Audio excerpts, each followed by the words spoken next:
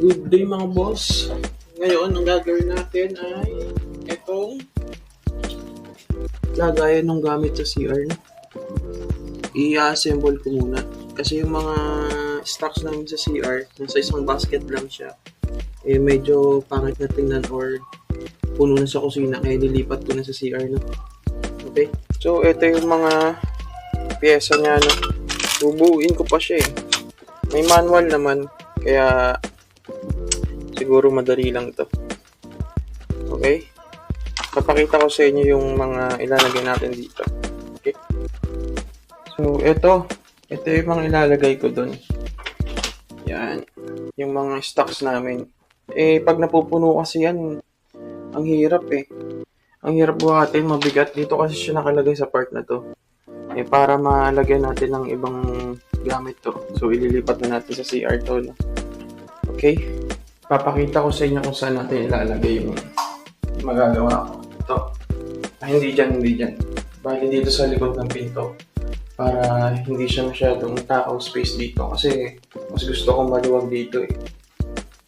Pero lalagyan ko rin yan dito ng lagayan para hindi masyadong makalat dito. Basta ito, dito natin lalagay yung bubuin natin. Okay?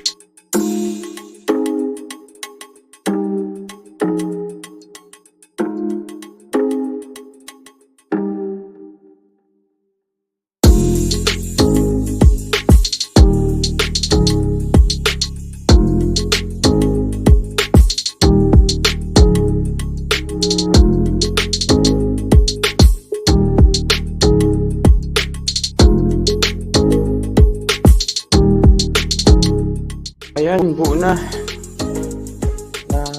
Pagdugtong-dugtong natin siya. Bali ano to?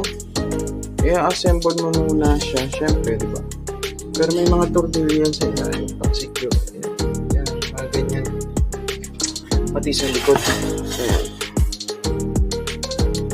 So, ang gagawin natin ay ikakabit naman natin sa mismong CR. Magbubutas tayo sa pader natin gamit tong mga pattern nito. Okay? Tsaka yun sa ilalim. So, dito na tayo sa CR. Kailangan may level kayo. Ayan, no? So, dapat nasa gitna yung parang walang tubig na yun. Tsaka kayo magbibilog dun sa mga butas.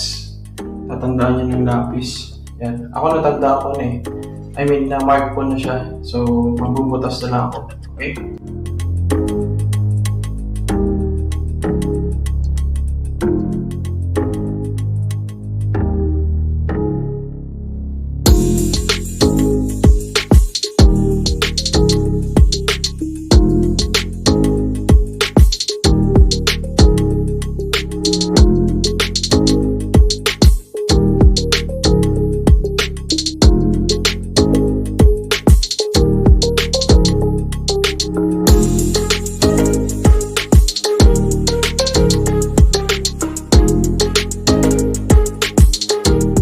Nakamit na natin.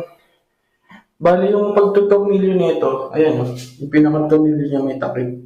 Ang style niyan, di ba nakabutas na kayo sa lagay niya yung tox. Tapos pag ikakabit na, eto, meron siyang white na parang washer. Yan, isasama niyo siya sa pagtornilyo. Tapos, meron siyang takip eh, di ba yung ganito. Ito yan.